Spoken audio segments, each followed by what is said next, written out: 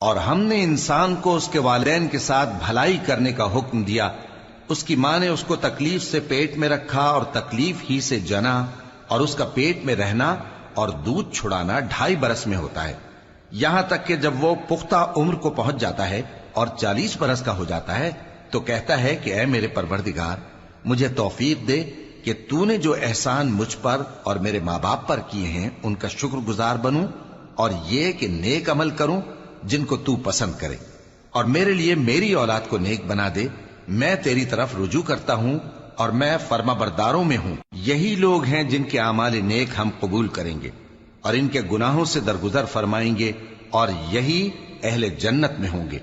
یہ سچا وعدہ ہے جو ان سے کیا جاتا تھا۔ اور جس شخص نے اپنے ماں باپ سے کہا کہ میں تم سے بیزار ہوں، کیا تم مجھے یہ بتاتے ہو کہ میں زمین سے نکالا جاؤں گا، حالانکہ بہت سی قومیں مجھ سے پہلے گزر چکی ہیں؟ اور وہ دونوں اللہ کی جناب میں فریاد کرتے ہوئے کہتے تھے کہ کمبخت، ایمان لا، اللہ کا وعدہ سچا ہے۔ تو کہنے لگا یہ تو پہلے لوگوں کی کہانیاں ہیں، یہی وہ لوگ ہیں جن کے بارے میں جنوں اور انسانوں کی دوسری امتوں میں سے جو ان سے پہلے گزر چکی عذاب کا وعدہ تحقیق ہو گیا۔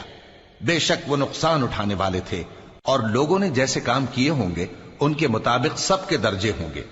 غرض یہ ہے کہ اللہ ان کو ان کے اعمال کا پورا بدلہ دے اور ان کا نقصان نہ کیا جائے گا۔ اور جس دن کافر دوزخ کے سامنے کیے جائیں گے تو کہا جائے گا کہ تم اپنی دنیا کی زندگی میں لذتیں حاصل کر چکے اور ان سے لطف اندوز ہو چکے، سو آج تم کو ذلت کا عذاب دیا جاتا ہے، یہ اس کی سزا ہے کہ تم زمین میں ناحق غرور کیا کرتے تھے،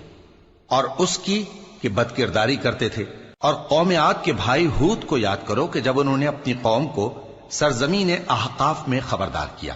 اور ان کے آگے اور پیچھے سے خبردار کرنے والے گزر چکے تھے کہ اللہ کے سوا کسی کی عبادت نہ کرو، مجھے تمہارے بارے میں بڑے دن کے عذاب کا ڈر لگتا ہے۔ کہنے لگے کیا تم ہمارے پاس اس لیے آئے ہو کہ ہم کو ہمارے معبودوں سے پھیر دو؟ اگر سچے ہو تو جس چیز سے ہمیں ڈراتے ہو اسے ہم پر لے آؤ۔ پیغمبر نے کہا کہ اس کا علم تو اللہ ہی کو ہے، اور میں تو جو احکام دے کر بھیجا گیا ہوں وہ تمہیں پہنچا رہا ہوں،